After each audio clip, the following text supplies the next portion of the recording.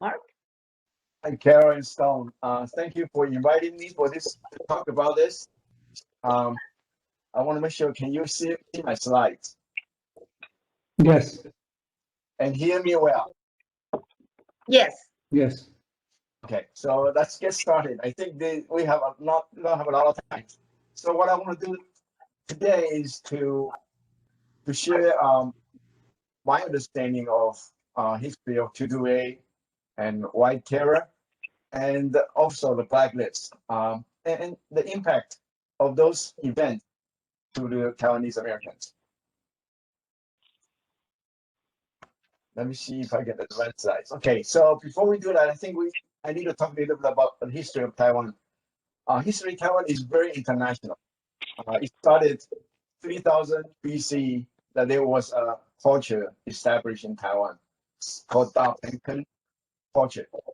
And then by about 700 AD, Chinese started to migrate to Taiwan.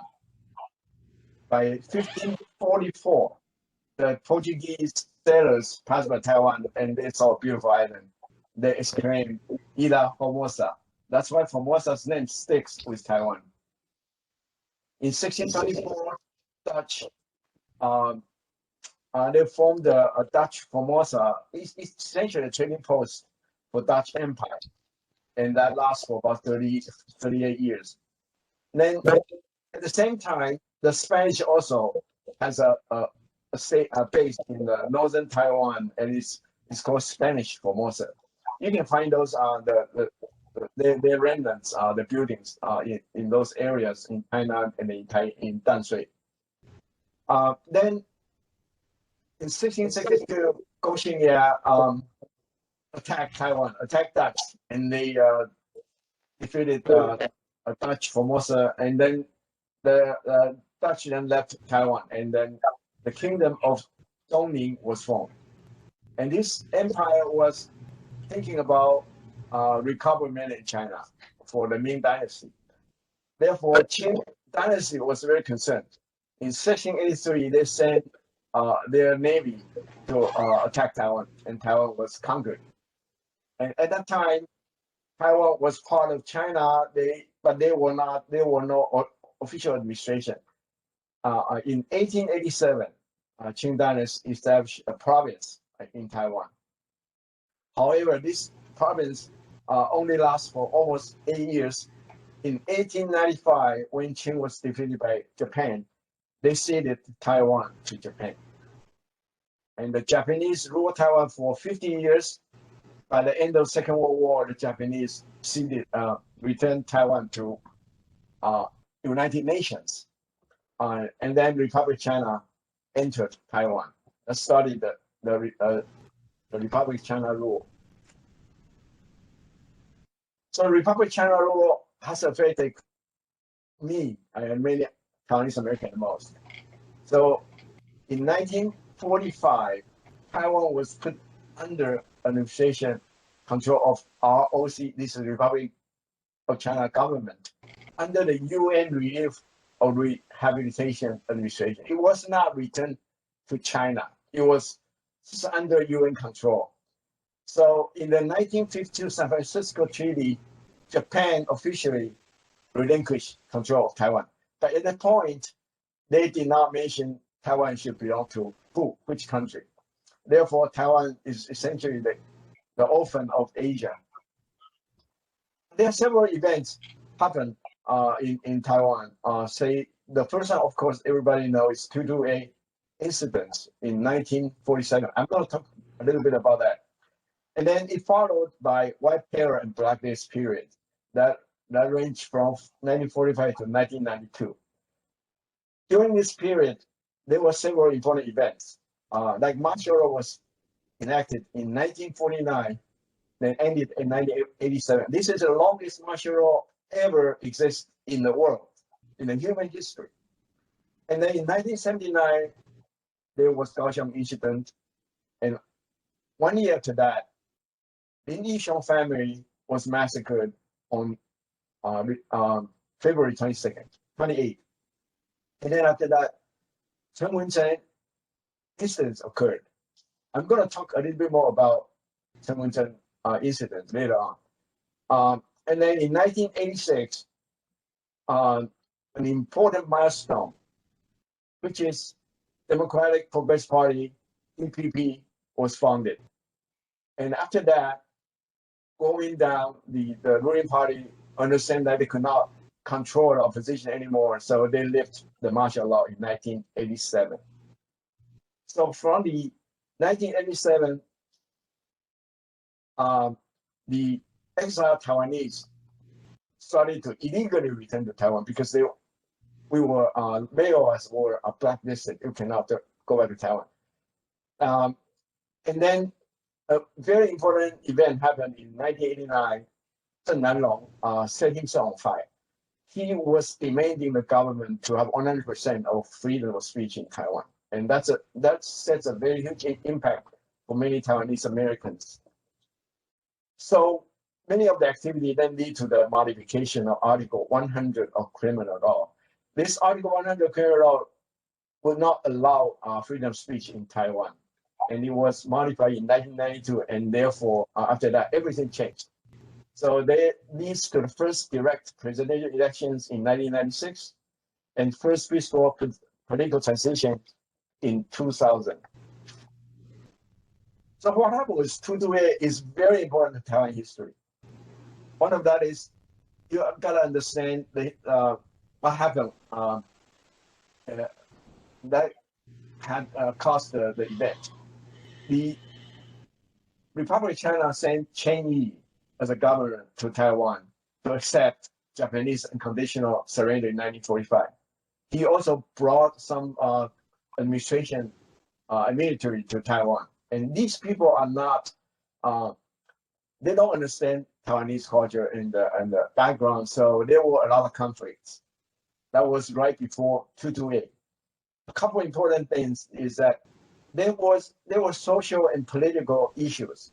One is that significant cultural differences, because Taiwan was essentially under Japanese rule for 50 years. Many people believe or fear that they are Chinese, Taiwanese, not Chinese. And there were rampant corruptions and also absence of rule of law. Economically, before 228, many of the resources were diverted to China to fight Chinese civil war. And therefore, there was massive inflation. And also, the government monopolized quite a lot of important resources, including cigarette and liquor. But because of the monopoly of cigarette, people cannot sell cigarettes their own. You have to go to the official store to buy it. And on February 28, 1947, some ROC officials tried to confiscate unauthorized foreign cigarettes sold by an old lady, Miss Lin Jiang-Mai. And they were bystanders. They argued with the officers, and then the skirmish followed, resulted in killing of one Taiwanese young people by the officers. And because of many of the complaint and the dissatisfaction by the Taiwanese people, the rebellion quickly spread over the entire island. Governor Chen Yi then called military reinforcement from Chiang Kai-shek. Chiang Kai-shek was the leader of China at that time, fighting Mao Zedong for their Chinese civil war. So Chiang Kai-shek sent reinforcement to Taiwan March 7, 1947. And in about Sorry to interrupt. Sure. Your presentation stay on the second slide.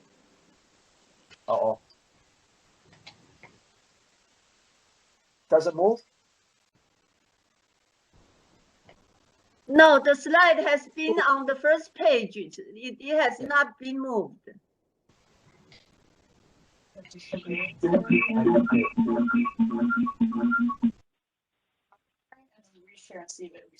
Okay, let me try to stop sharing, and then can you hear me?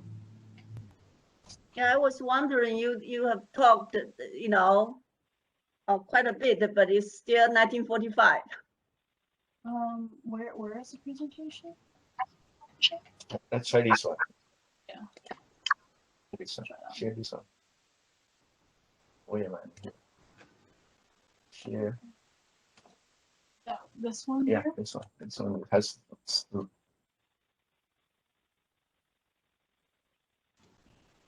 Mark, can you put it on the full screen? We do it. Try. I'm not sure how to do it. Maybe can you make this one bigger?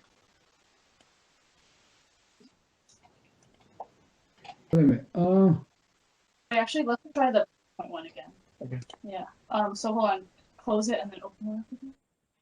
What's wrong? Close the go back to the WebEx. Yeah. And then stop sharing. And then screen share again. Share. And then pick this PowerPoint one. Okay. And then oh, what the heck? That's not what I want. Can you see the slide now? Yeah. Make it full screen, please. Is that better? It's a little bit too big now. This is the page 7 you're showing now. Page 7. Oh, go back. No, that's okay. I think this one is okay.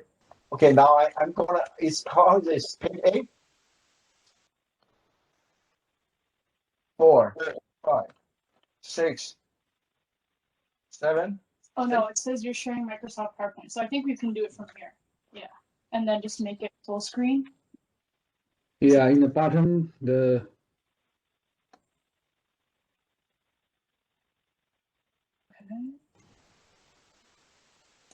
Okay. Does that work? Do you guys see the years after 228 incident? yeah. So you need to hide the presentation view. Let's see. Okay, I think this should. I think is that okay? Yeah. It looks full screen, right? Yeah, but then you need to go to the setting to hide the presentation view. Okay. Okay. Good. Okay, good. But no. Yes, good. Yeah, good. Okay, it's good now. So can you see that slide number 6? This is the uprising spread. Yes. Okay. So I just finished here. The 20 to 30,000 Taiwanese were killed, and many of them are Taiwanese elites. So what happened after the year since 228? So the 228 incident was ended by May 16th, 1947. And after that, the victims' family continued to suffer financial challenges and political persecutions until 1995, when the 228 incidents handling and compensation ordinance was enacted. Dr. Kenneth Wang Kexiong of San Diego is one of 228 victim, Wang Yulin.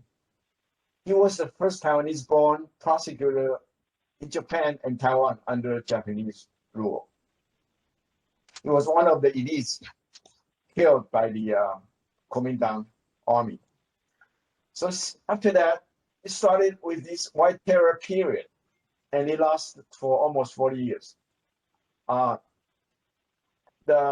KMT government at that time started to suppress the political dissidents. Around 140,000 Taiwanese and Chinese were imprisoned during that time. Remember, there are also a lot of Chinese. They are considered dissidents by the KMT government. So they were also put in jail. And around 3,000 to 4,000 people were killed. The reason for their imprisonment or execution were like they are being accused of being a spy of the communist Chinese, or they promote Taiwan independence. And the third category is that they criticize or make fun of KMT leadership. One of the examples is Mr. Bo Yang. He was sentenced to 12 years in prison because he created a cartoon, a Popeye cartoon, telling the story about Popeye and his son went to an island, a green island, and then he then speaks to his son in the tone of Chiang Kai-shek. And then because of that, he was sentenced by 12 years in jail. So most of the persecution actually took place in 1950 to 1953. And mostly were accused of being spies for Chinese communists. The majority of the cases during the White Terror was associated with promoting Taiwan independence. Can you see slide movie? Can you see slide? Martial law and Article 100? Yeah. Yes. Yes. Two important legislation there that affected the freedom of speech and the activities in Taiwan. Martial law, which was the longest one in the world. And then after 1987, the government was using Article 100 of the criminal law to prosecute political dissidents. Article 100 provided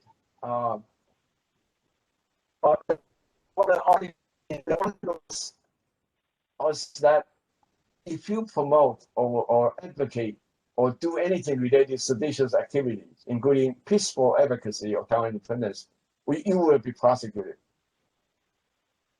And Kuomintang was continue to use that law to prosecute oppositions.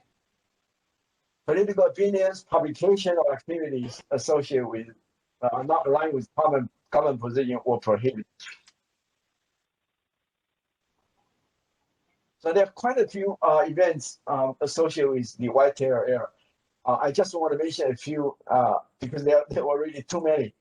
I think the most well-known one is 1964. There was Professor Peng had a declaration of self-salvation for Taiwanese people. And I will talk a little bit more about it. Then followed by 1979 Kaohsiung incidents, and the majority of the opposition leaders were jailed after the incident. Then after that, we got Lin Jiang-Mai family massacre in 1980. And there was a less known incident in 1980 also, Ye Daolei. She was a student in Minnesota, and she went back to Taiwan, and she was accused of communicating with communist Chinese, and she was put in jail for 15 years. And then in 1981, there was Chenwenzen Incident. Professor Chen was murdered, presumably by Taiwan's garrison command. A typical story about White Terror era was like people were accused of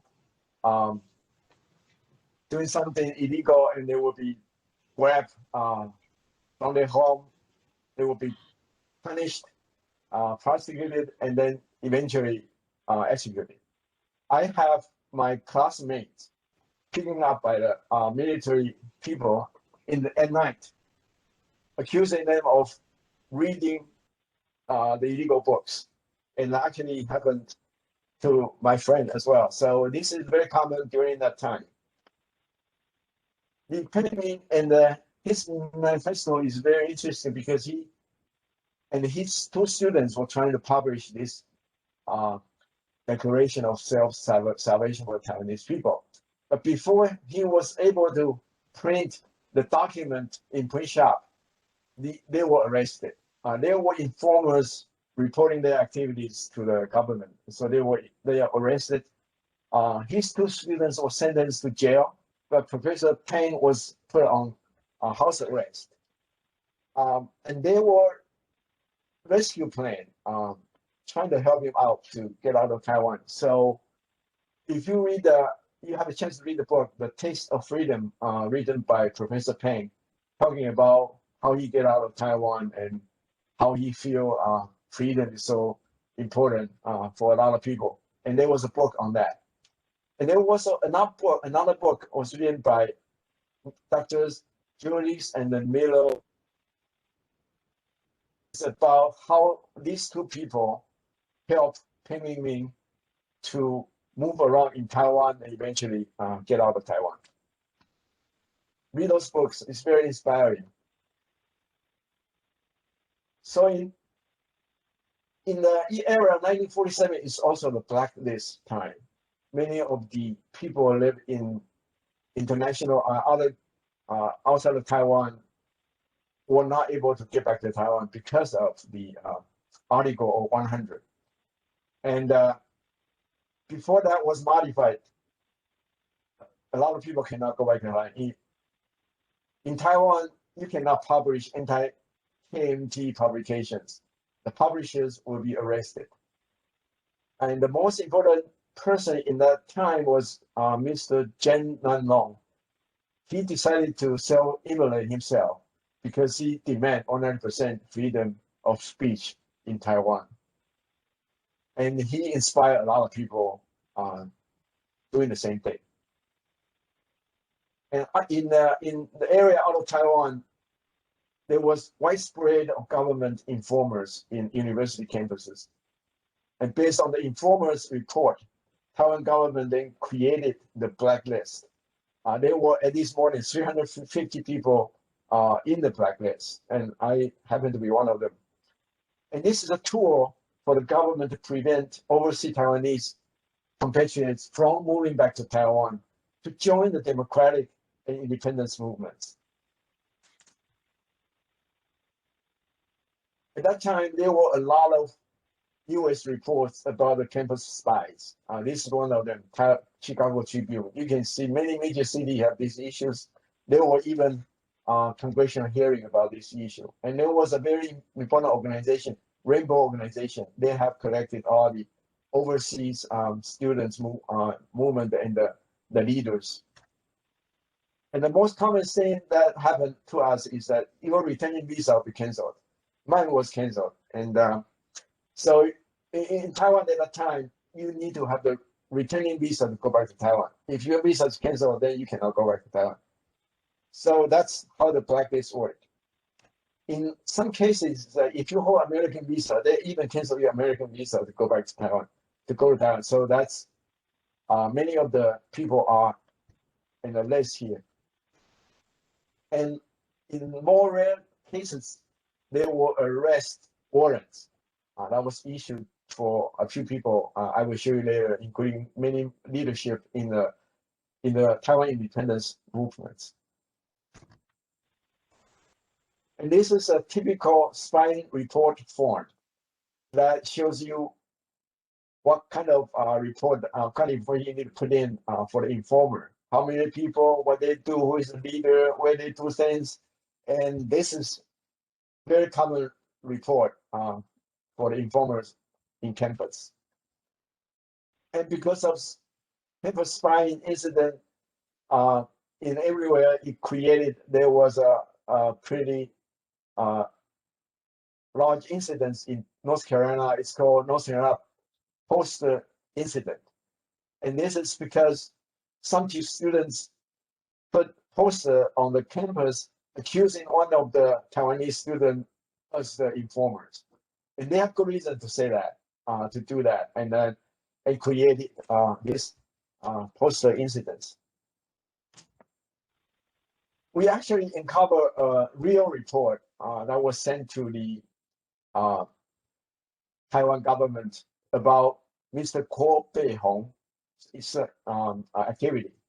In this report, it says that Mr. Kuo Bei-hong has tried to recruit several new Taiwan independence supporters, including one of them at the bottom of the list is Joe Zhou. Joe is actually, I think he lives used to live in San Diego. Maybe he lives in San Jose, but he was one of the person being reported as a Taiwan independence sympathizer. Kuo Bei-hong and the Black Lives Matter has a lot of relationship. Well, if you look at the famous Black Lives mask that's circulating in our Taiwanese community, it actually was mimicked Kuo Bei-hong's smile. And the reason was Kuo Bei-hong has become a very successful business person in Taiwan. Also, he was running the Formosa TV for a while. In 1987, he went back to Taiwan so using a very secretive way. I think he used other people's passport.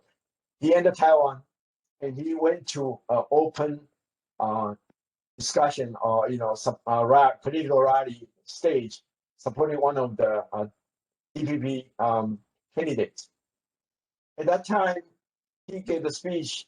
Police were waiting there to capture him, but they were prepared. So the people prepared this black less mask, and many people on the stage near the end of the event put on their mask on the face, and then they switch the jacket.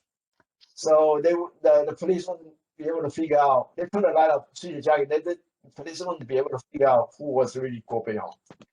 And under the stage, there were like thousands of people wearing the same mask. So when police got in, they couldn't figure out who was Guo Beihong. So they couldn't arrest him. So they decided to block the entire area and check everybody going out from the event and to capture him.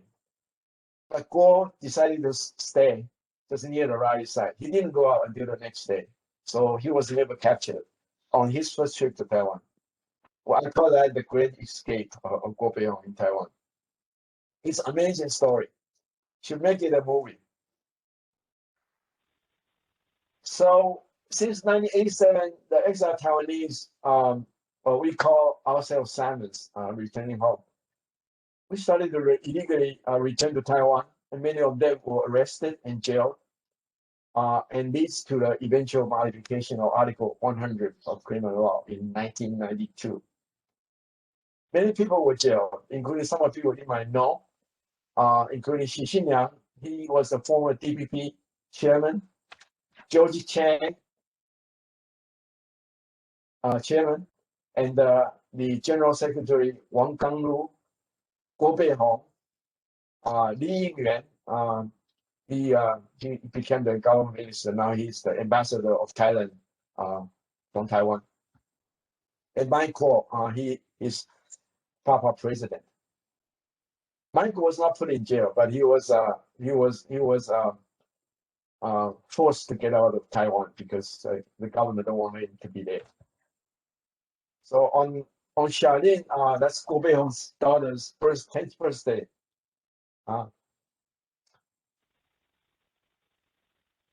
Sorry, Guo Beihong wrote a letter to his daughter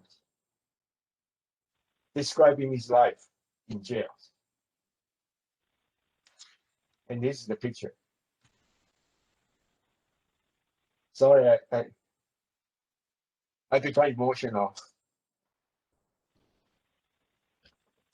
So in Taiwan, during that time, many people feel like they need to abolish the Article 100. So university professor Li Santian, Li Zhenyuan, and students and the lawyers and many groups, they form an alliance to abolish Article 100 of the criminal law. It's called 100行动联盟. In 1991, the alliance staged peaceful protests in many places. And then in the US, the Taiwanese American urged US Congress, including Representative Stephen Solas, Senator Kennedy, to support the abolition of Article 100. And they did. And because of pressure of the Americans and the Taiwanese, eventually the Article 100 of criminal law was modified. Initially, the alliance insists they have to abandon, abolish it, but because of there were some issues, including the objection of President Ma Ying-jeou.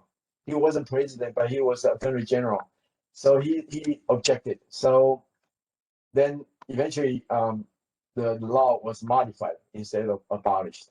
So now since 1992, people in Taiwan were allowed to have peaceful advocacy of anti-state activity, including promoting Taiwan independence or promoting reunification with China. One of the events that affect many of us Taiwanese American the most is the Chenwenzen Incident. Chenwenzen was a professor in Carnegie Mellon University. In 1981, he went back to Taiwan with his wife and the 1-year-old son. And on the morning of July 22nd, he was interviewed by the security headquarters. And the early morning of July 3rd, he was found dead in Taiwan University. So it was one of the major events that changed Taiwan's history and directly and indirectly affect Taiwan's destiny. His interview and murder by the authorities were due to the campus spying report. And because knowing that spying report, the threat of campus spying activities lasted until Article 100 was completely modified in 1992. We were, many of us were afraid of going back to Taiwan because we may be killed, like Chenwenzen was killed. So after many years of the fighting to reveal the truth, this year, last year, the truth and this organization formed in 2018 they put out a report about Chenwenzen's death. I read it and it still missed some information in there because the government either lost the records or they didn't want to release it. That I'm not sure. But in any event, there was a Chenwenzen Memorial Square established just a few weeks ago in Taiwan University where Chenwenzen was killed. So there's still a lot of unfinished transitional justice in Taiwan. Many remaining unanswered questions, including the accountability of 228 incident and the White Terror. We know that Chiang Kai-shek was behind the whole thing, but he was never prosecuted for his crime. The other thing is that who are responsible for murdering Lin Jiang-Mai's family and Professor Chenwenzen? In Taiwan, the Transitional Justice Commission, which is the name I can't remember earlier, was founded in 2018, and they were aiming to redress judicial justice and promote transitional justice. So they publish reports, they investigate issues. In the end, the commission remains unable to access some of the important records, and many witnesses are already deceased after 40 years. But it does suggest that Taiwan's government was involved in the two murder cases. Okay, I'm going to stop here, and I would like to open the floor for questions and answers. So I give it back to you, Stone or Carol.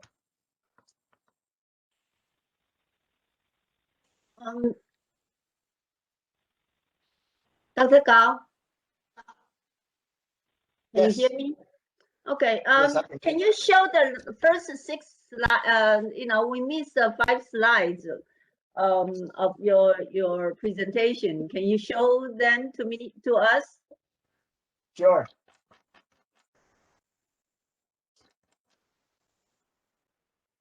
Okay, this is the history of Taiwan, and this is the history of Republic of China.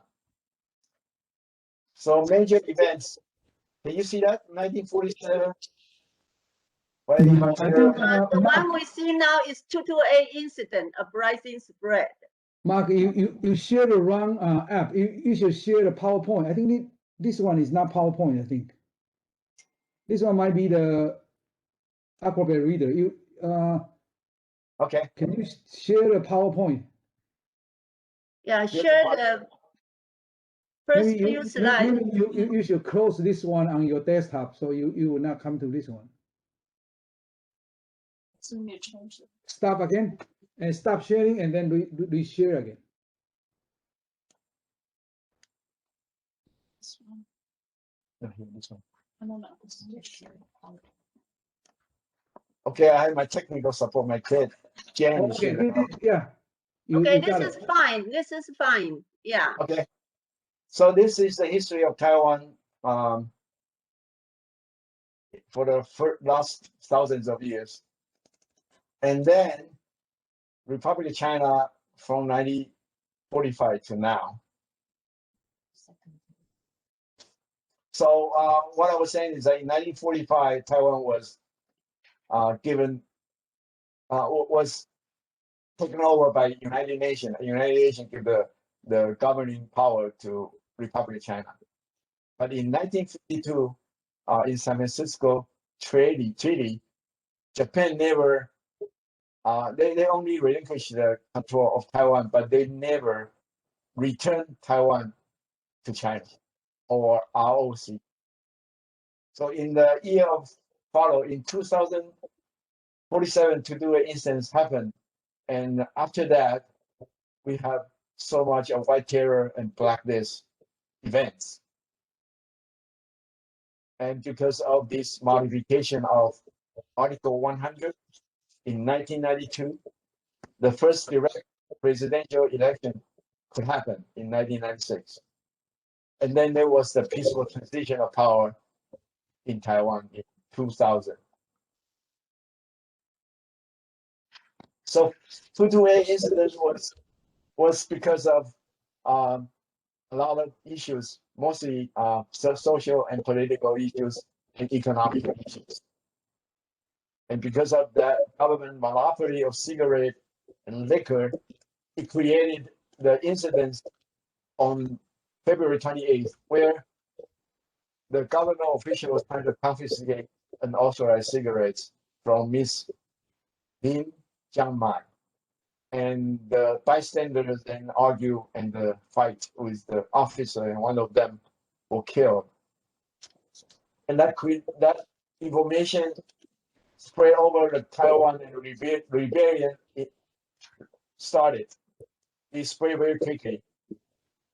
And Governor Cheng Yi called military support from Chiang Kai-shek, and then they violently put down the uprising. And during the 4 months' time, about 20,000 to 30,000 Taiwanese were killed, and many other Taiwanese elite. Okay, is that good here? Very good. Thank you.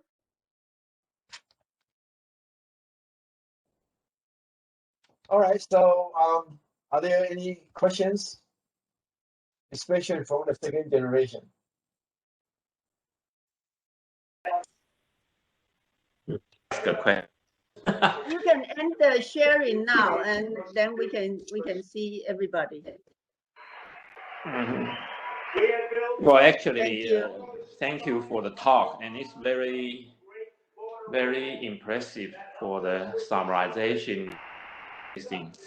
And it's important at the moment because Donald Trump is giving a talk on TV, so I'm watching both. And you know why we want to remember 228, because of the suppression of the free speech. And as we all know, that Donald Trump has been, we all disagree with him, he has been suppressed for giving any of the expression on social media. So I think for young people here in the United States, as a second generation of Americans, maybe it's very meaningful to associate 228 events in Taiwan and what's happening in the United States at the moment. So I'm wondering if you have any comments to share with us on this meaning of the date. Thank you.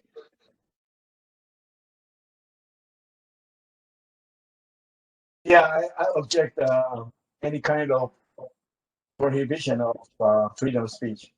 But Donald Trump is another story. I leave my opinion to your own judgment.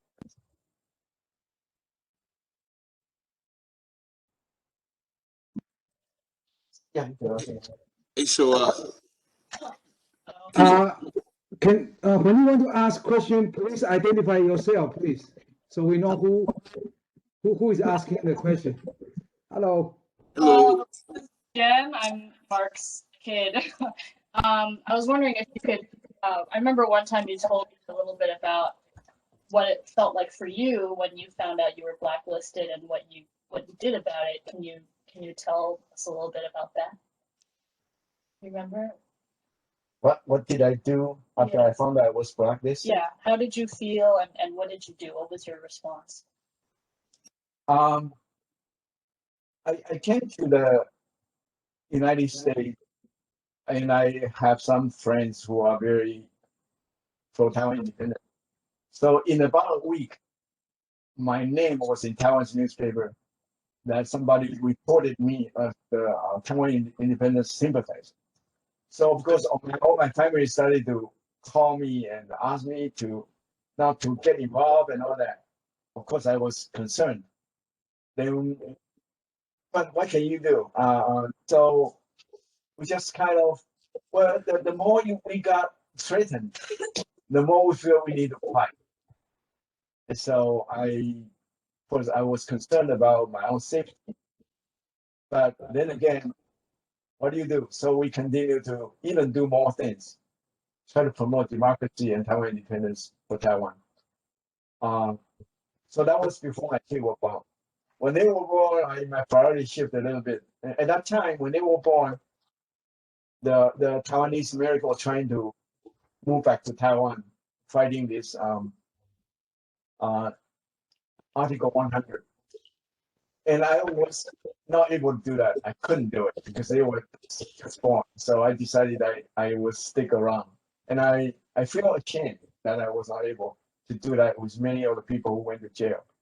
But still, I mean, it worked anyway. It worked out anyway. But I really admire those people who went back to Taiwan, go to jail for their ideal. Hey, this is Walter. Can you hear me now? Yeah. Yeah, we can hear you good. So, Mark, I'm the current president of the San Diego Taiwanese Foundation here. And so I appreciate the talk you gave and the information you provided, because I am actually first generation born in the United States. My father was very involved in the Taiwanese independence movement. He was on the blacklist from the 70s and 80s, William K. Chung. And so he was, but my parents never taught us really about the history of Taiwan or the 228. They didn't consider it our fight. It was their fight. And so we would pick up bits of information here and there when they talked about it, but they didn't want us, growing up in the United States born in the 60s, growing up in the 70s and 80s, they wanted us to have the American experience. They didn't believe some of this history of Taiwan was important to us. So they try to keep it from us, but over time, we started learning more. And then the first time I could go back to Taiwan was actually after 1996. So my first trip to Taiwan was in 1998, so I very much, I just want to say I appreciate, your talk and how it does affect, first generation Americans. My father, we would meet cousins who came to the United States to study, and they would tell us how they, saw my dad's face on the exit videos, to stay away. He's a bad person, and then when they meet him, they go, "You're not really a bad person. You're a nice person. I don't understand." So I just want to again say thank you very much for taking the time and talking to us about it. It was very informative. Thank you.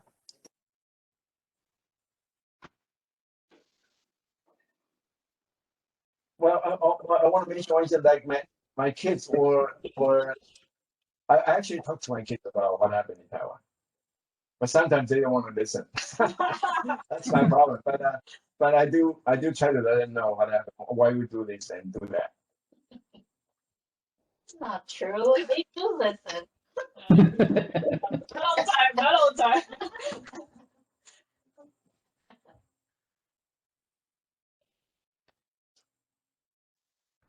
Are there questions? Anybody, any other questions? I would like to have some general. Oh, great. Okay.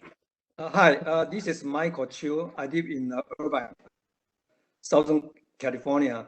First of all, thank you, Dr. Kao. You actually came to FAPA, Orange County chapter years ago. I believe, when Nick Wu was a president. And then it's very impressive that, I heard from you that back then Okay, and today, kind of in an echo, to the water, who is in our culture, what we consider as a second generation of Taiwanese American, although he identified himself as a first generation, American born, or not really American born, but first generation here.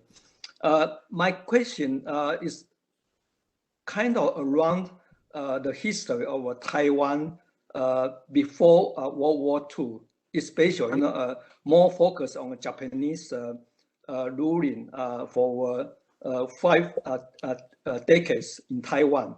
So I think this is also I hope will be helpful to people our generation like Waters, because my personal experience now, I'm 60-some, already retired, considered as still young, just joined the retired Taiwanese American. When I was in Taiwan, I served. Make it short, I came to here to study and then work here. I have a family here. But when I was in Taiwan, during my generation, then the white terror still has a profound impact upon our generation. But this is not what I'm trying to mention here. My personal perception or understanding or experience, is more on my own. It's not academical research. I done very little on that. But what I'd like to share with everybody is, if we look back to a history, you can tell, Japan, all of a sudden they become, superpower in the region, and they even challenge, United States by, a raid on Pearl Harbor. That's the story everybody knows about. And then after that, you can tell, Japan, they went all over Asia, with many victories. And you can tell how come just right after World War II, Japan they cede the ruling of Taiwan, and all of a sudden China, Chiang Kai-shek, they send a troop or the administration, the bureaucrats to Taiwan to take over. Actually, that for what the history, generation information. Actually, that was under American Marshal, General MacArthur. He also at the time, was assigned to be the governor over the Japan. And Taiwan from Japan gave up, their sovereign because they surrendered to United States of America. Then General MacArthur, he led Chinese troops, coming to Taiwan. This is very important part of history. And you can tell, Taiwan and mainland China with Taiwan separate, So without American Navy, they said they ship, so like almost more than a million troops, armed forces, from China to Taiwan. You can call it they retreat, during that time. But without American, involved, the army, retreat from mainland China cannot really come that large sum of soldiers to Taiwan. So this is a very important part to understand the 228 incident. And secondly, we kind of I just mentioned about the mighty of Japan. Excuse me, Michael. Can you keep your make it short? Okay, yeah, very quick. I will wrap up in just Thank you. A couple of minutes. Thanks for reminding. Yeah, sorry about. So my question and my the mystery to me when I was young was how come Japan was so mighty for and so powerful. And then they went back to Japan, and Chinese army came, and then they take care of the the whole island. And Taiwanese people, you can tell, under 50 years rule by Japan, there's a huge culture and many things influence, and many Taiwanese people were fighting for Japan during World War II. And how come like an incident like a 228 happened? There's no such organization or resistance. So this is a part of a mystery when I was young. But nowadays I'm kind of getting more understanding. First, the Japan is they are very totally obedient to the emperor. When the emperor say, okay, we surrender, we give up, and they follow. So even that apply to Japan elite army in Manchuria, in Mongolia. Okay, Michael, excuse okay. me. Okay, I'm done. Thank you very much. I'm just trying to bring up a little Japan relationship between Japan and America. Today we focus on 228, please. Exactly. That's why the 228 so far, Dr. Cao also remind up to now it's not resolved. Still many things pieces are still missing. So I'm being a Taiwanese. Anyhow, I'm not take everybody's time. Thanks very much, and thanks again, Dr. Cao. Thank you.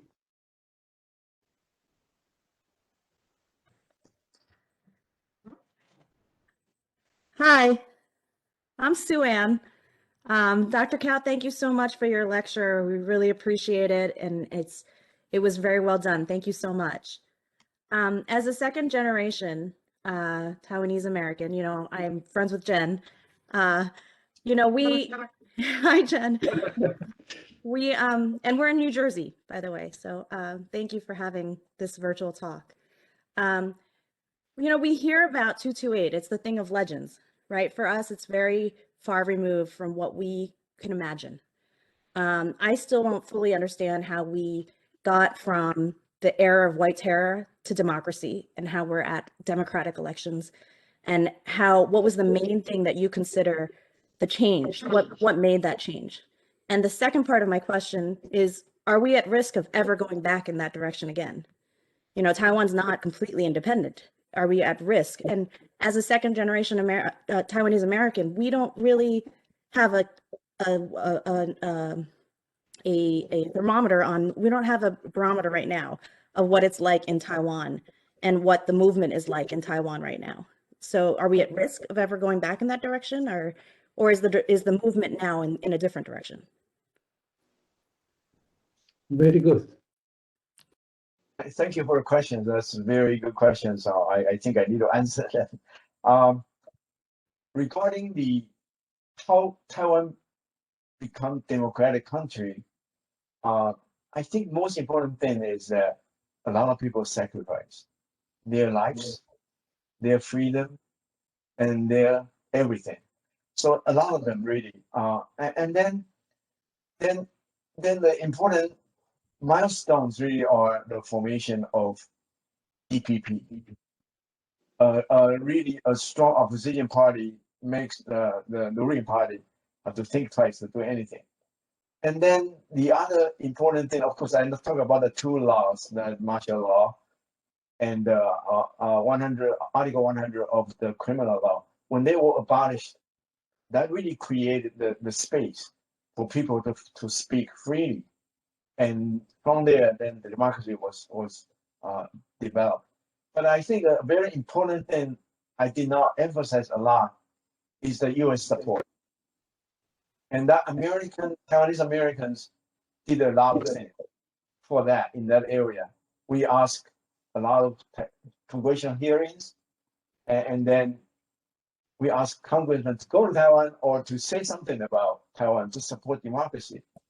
And that everything gave Kuomintang, the ruling party, a lot of pressure not to do anything. That's why the martial law was lifted in 1987. It was because of pressure from the U.S. government.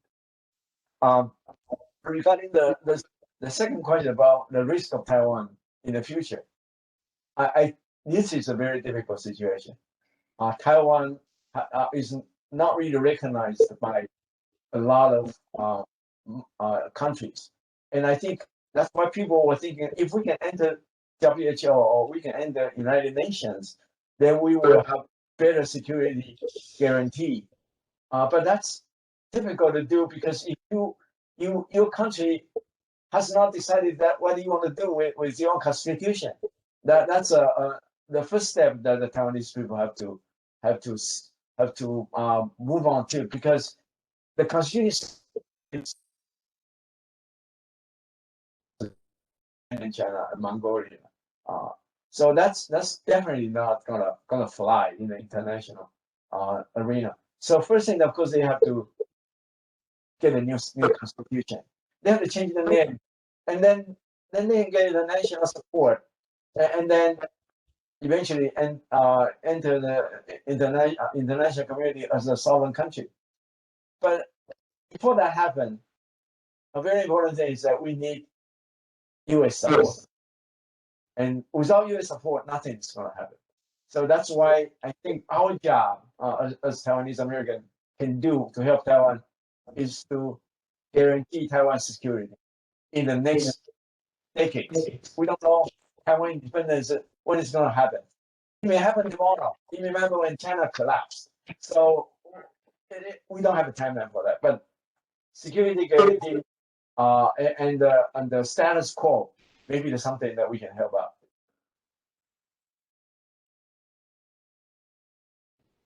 Great, thank you. Thank you. I have a question actually, or a comment. Go ahead. Can I ask a question? Yes, Okay, sure. so there was, I remember attending a FAPA event. This is probably a few years back, and we invited Dana Rohrabacher to the meeting. Yeah, Senator Rohrabacher, and he was relatively new at that time in the political field. But one thing he did say was, I'm willing to help you, the Taiwanese, but first, Taiwanese themselves needs to help themselves first before I would be willing. And that's probably is, you know, probably one of my biggest frustration is I still have a lot of relatives back in Taiwan, and a lot of them, I mean, you look at the election, for example, you know, the DDP did not win the election. So that tells me that there's still a large population that doesn't want independence or more democracy for Taiwan. So I know we work with, you know, I still support FAPA and their mission, and we do all we can for the US side to help. But I think we need to do more inside the island because we are not resident of Taiwan anymore. And although I still identify myself as Taiwanese, they have to make it has to drive from the inside of the island. You know, it can't be an external force. And it saddened me so much that at the election time, we don't do as well as we should. So that's my comment. I don't know how, I mean, I don't know if there's anything that we can do from that front, you know, from our end, but that's just kind of my opinion. I'd like to see what your thought is on that. Yeah, I think you're right that has to start from the people on the island in Taiwan. We cannot do that for them, but we do have a lot of influence to their decision. One of that is when I was FAPA president, I went to the Capitol Hill and also talked to the State Department officials a lot. One of the things they continue to say is that we do this and that. We want to allow Taiwan people to have the confidence to deal with China. And the confidence is important. If they have confidence, then they can decide what they want their future to be. And the young people, I think, it's showing. The young people, young Taiwanese, this generation of Taiwanese people are showing the desire for independent country, unlike the older generation. So I'm hoping that that's going to happen. And the government is a little bit slow in catching up. But I think the American support, international support of Taiwan's security and sovereignty is really the important part of it. That's what we can do to give them the confidence to do what they need to do.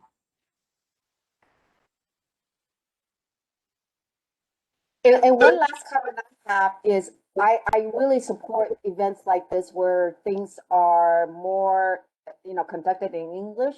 I know sometimes there's challenge with an older generation, but I didn't get a lot of knowledge passed down to me. So everything I learned about 228 is really through FAPA and what I read on the internet. And as a result, now I'm a parent. I'm not able to share a lot of the Taiwanese history to my kids because I don't know that much myself. So the more the older generation can share with me and do it in English, then the better, we don't forget the history of it. So I really appreciate this being conducted in English. Great. Thank you. Yeah, I hear that. I think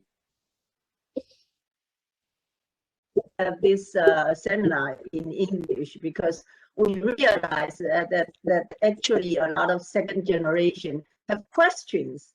They heard about the 228 and the White Terror so much, but they don't know that you can read. But of course, if you have people, communicate with you and face-to-face talk is much easier. This pandemic give us this opportunity to talk to people, younger generation from all over United States. So I'm sure a lot of you are not from San Diego. I hope that with this start, maybe in the future we can have more events like this and have the second generation talk to each other and get more insight of the event. And if you are concerned about the Taiwan future and Taiwan safety, this is a very good platform to follow. I think maybe a lot of the participants here are not very familiar with FAPA. What Mark was the president of FAPA and FAPA, and also he is the current president of FAPR. So I was asked, what's the difference between FAPA and FAPR? And which I know, but I think some of you don't know. Maybe he can explain to us what they are trying to do here in the United States for Taiwan. Thank you for the question. Yeah, many people ask the same question that you have, or you already know the answer, but I want to emphasize this. FAPA is an advocacy organization, so you cannot do lobby work. So because of the limitation, there's only about 15% of the time you can do congressional lobby. Because of that, you need a separate arm of the organization to do lobby work. The lobby work, you work with Congress, congressional representative to write resolutions, push all that, and that's why FAPR, this Formosan Association of Foreign Relations, is geared to lobby Congress for passing the resolutions. So essentially, the two organizations, sister organizations.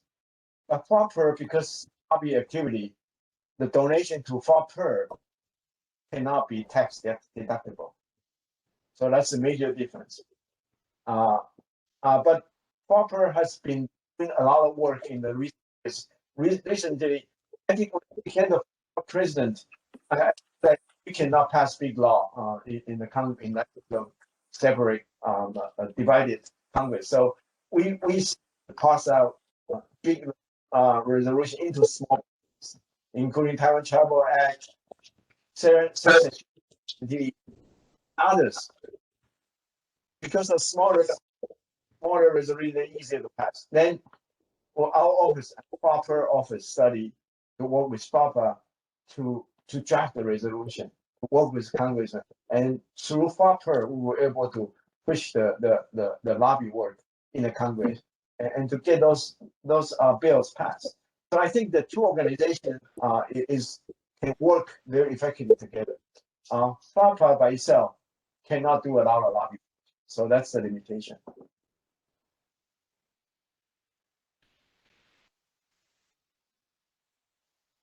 Yeah, I know there are a lot of young people now joining FAPA, and I encourage all of the young generation here that, you know, if you don't know about the FAPA or FAPR, go online and find it, and they have their website, and join them, because they're doing a very good job, a tremendous job, you know, to improve the relationship of United States and get the support for Taiwan. Thank you, Mark.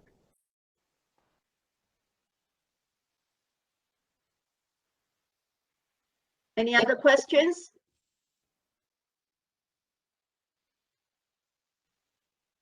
One thing I want to mention about this FAPA organization, I think we should also pay more attention to this, the young folks. I think it's very difficult, and it's not necessary for them to always ask them to support Taiwan's independence. I think they have own current challenges living in the United States, and this we should spend more time focusing on, like, this type of work, like make Asian Americans safer to live in this country. Any kind of resolution can make that happen. So I think that's something that we should do more to help them, and then someday they will help us. So it's sort of a cooperation, a relationship. I have a question about they have some money changes 4万块新台币。I don't know about that things, but I just kind of heard about 4万块变1块新台币。That happens right before 228, because the Chinese government was diverting so much resources to China to fight Chinese civil war. There was lack of any kind of food or stuff. So yeah, there were stories about that. The inflation was 400,000. Can't even say the number. So the currency become useful. So people started to trade good, and that was part of the reason why there was dissatisfaction of Taiwanese people against the Chinese government during that time.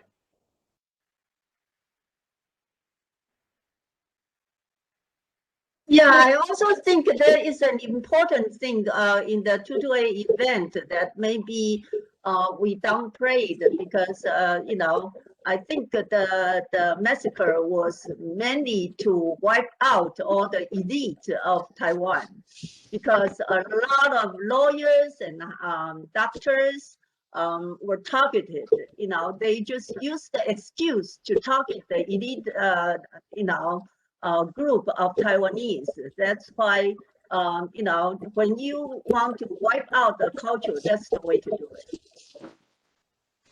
Correct? Yeah.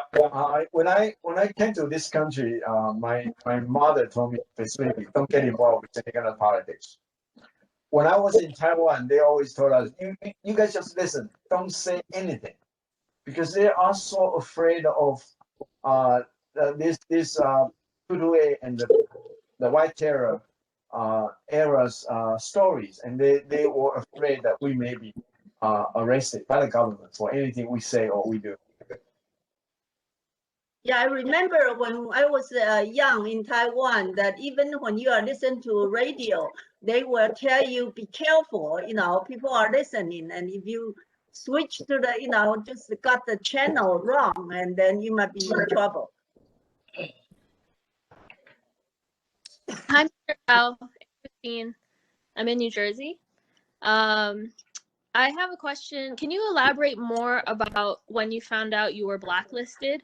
Like, how did you know? Like, did you try to go and then did you see your name on a list, or did someone tell you you can't go back, or like how did you know that your life would be in danger if you like went back? Like, what was the notification?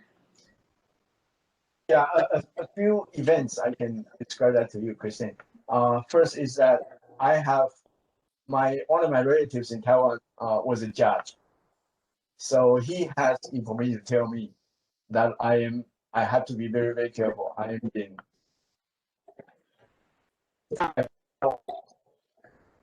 or there was from Washington to Ithaca that was blacklisted. Then the third time I was blacklisted, I was trying to go back to Taiwan.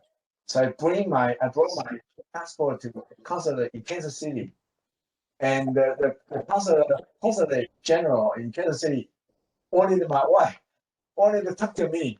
So she asked my wife to talk to me. And then he called me. He said that why do you have to be so against Taiwan?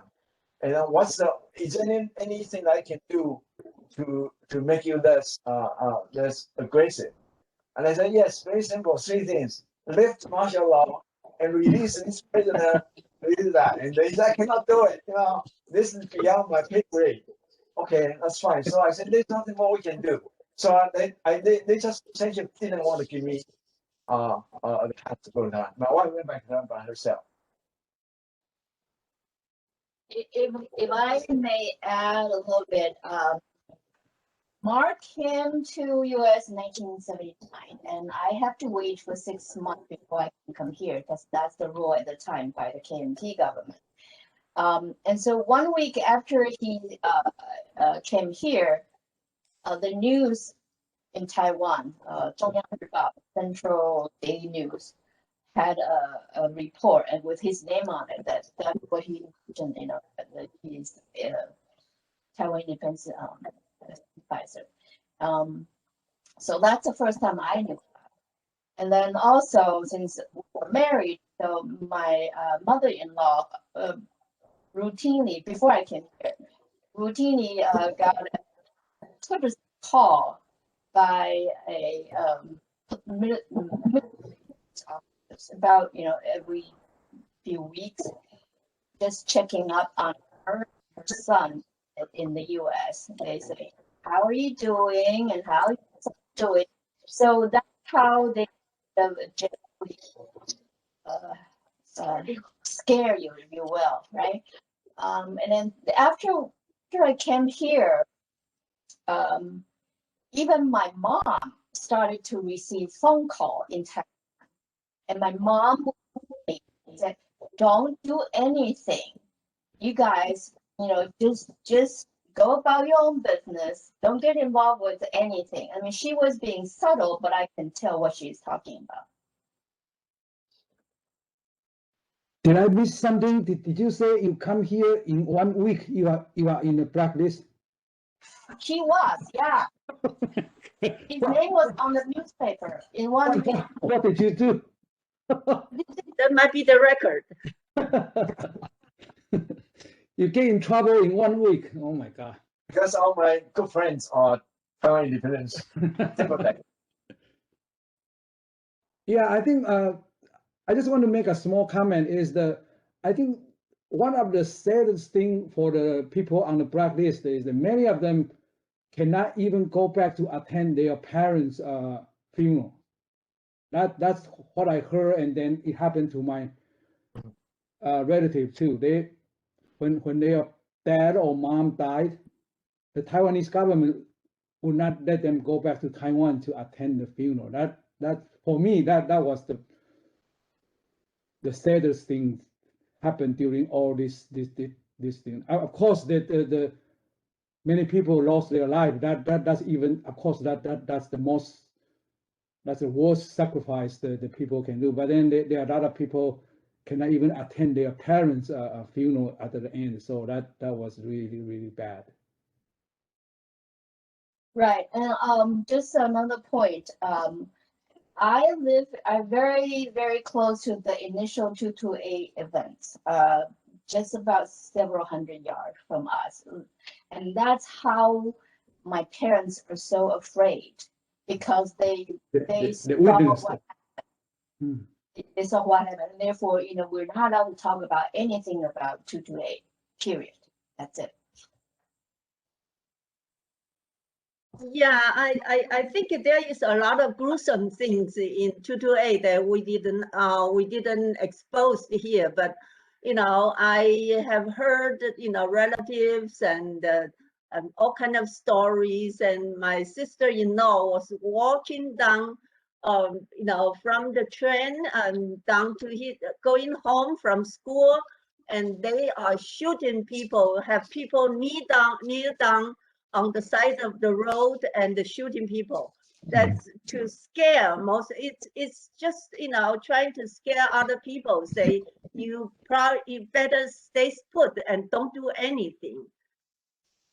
So it's really scary at that time. I think even in the U.S. that a lot of people, even if they are not on the blacklist, they were reported and interfered in their career because of the spy student, and they try to do anything, and the government tried to do anything. So we were very, very careful when we were doing things. I was not as brave as Mark, so, but we were told that you better be very, very careful in everything you say and every step you take. I can also add, though, even in the United States, the KMT was pretty brazen. When we were growing up, our car was spray painted one night with Chinese, words basically, telling my father to die, so. And then, so it was, but my father, he wasn't afraid, and he was, this was his cause. And so he kept on moving on. But yeah, we had, several incidents, and just like Mark, my father could not go back to Taiwan. And when my mother did with my youngest brother, when he was 1 year old, 1970, they were involved in an elevator accident, so they left Taiwan as quickly as possible. And so my father had always told us that it's not safe for you to ever go back to Taiwan. He never wants us to go to Taiwan until Abian was elected. And then we felt like it was safe at that point. So that's why we never, the connection was, we couldn't go visit Taiwan. And someone was saying, when Stone was saying, when your parents passed away, when my father's father passed away, he couldn't go back to the funeral. He couldn't accept any part of his inheritance. He had to give it up because, he couldn't go back into Taiwan. So, and then even, my father came in the early 50s to the US, and he accumulated a lot of graduate degrees because he couldn't go back to Taiwan. Taiwan was off limits to him. So, I think back then there's a lot of very educated Taiwanese, and it's almost involuntary. And because that's the way they could stay in the United States. If they couldn't stay, he was trying to figure out where he could go because it's not Taiwan. And so the United States amnesty, which allowed for green cards, was a blessing. And that's one of the reasons I think a lot of, Taiwanese of my parents' age and stuff are in the United States. Without that, they would, my father thought actually going to China was safer than going to Taiwan at that point in the 60s. So. He didn't know what to do at that point. So luckily he was able to stay in the US permanently.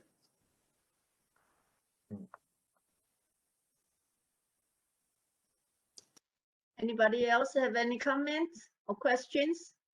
Hey, Steve here, everyone. I just wanted to say thank you, Dr. Kyle, for the well-needed education, because, and echoing Singlu and Suan, I think a lot of people in this second generation are trying to figure out what the road ahead is.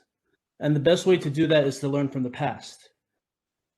But with that said, there's a lot of, just like Taiwan, there's a lot of layers. There's a lot of complexities to the story, because we're facing with cultural differences. We're facing generational differences. We're, also proximity challenges, and mainly language. We can ask our parents, but then it'll be like, oh, well, a lot of things are lost in translation. And so, we're really trying to come together and try to see what can we really do because in our hearts, and I think I speak collectively here, in our hearts, Taiwan is the biggest country in Asia. But in the world's viewpoint, I think they don't even know where Taiwan is. And that in itself is something that we, that I think we will actively try to do. And so I'm not sure if this is so much of a question, is more so how do we learn from the past? Because, it's, 228 is a blatant, violent example of what had really shattered our country, and that we prevailed through. But then there's more threats. I'm guessing, like economic threats, like cyber threats and all that stuff. So my question is, again, to forgive me if I'm repeating Suan's question, but what are other things that we can do to push forward and make a difference in our little communities, so that our culture is not lost?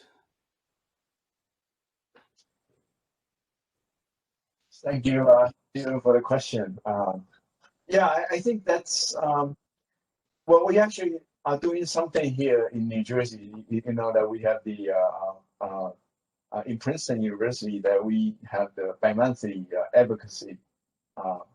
Over there, we just stop people, asking them to sign petition, educate them what Taiwan is, and those things are easy to do. But there are also now, I think this is a good opportunity to talk about Taiwan to other people. The pandemic success in Taiwan make Taiwan an international known country. So when people may ask you, if you're Taiwanese, they ask you, oh, how come Taiwan is successful? Then you can tell them what Taiwan is, from the history, cultural background, and make them feel like Taiwan is really important and Taiwan is different from China, and so that they can gradually become supporter of Taiwan. So that's the minimum that we can do. And if you want to, you can write editors, write newspaper editors about Taiwan issues. I did that, but most of them got rejected. So, but don't get frustrated. Just keep trying.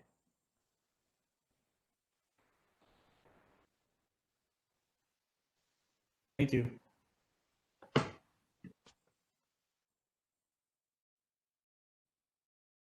Anybody else? Last call.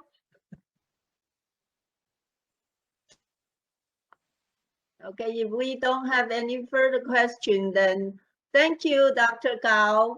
Thank you very much. Yes? Picture time. You forgot. I'm sorry, I didn't get that. It was kind of Picture time. Oh, picture time. Okay. picture time. Oh, hey, everybody, would you please turn on your video just for a second so we can take a picture?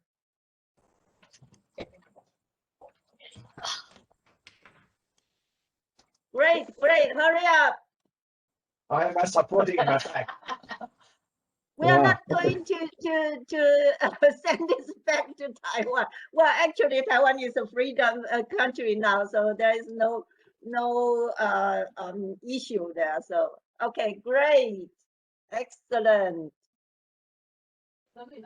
Yeah. Ooh. More. Nice background. We still have a lot of hidden participants. Please show yourself. Okay. Fall asleep. Wake up. Smile, you're on camera. Wake up, wake up.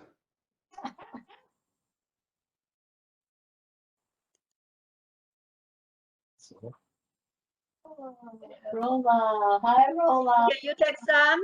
Did you take everybody? Yeah. I take all I can. Okay. Very good. Thank you. Okay. Thank you very much. Thank you for coming, and I hope we can continue this every year for the event. Okay. Okay. Thumbs Bye-bye. up. Bye.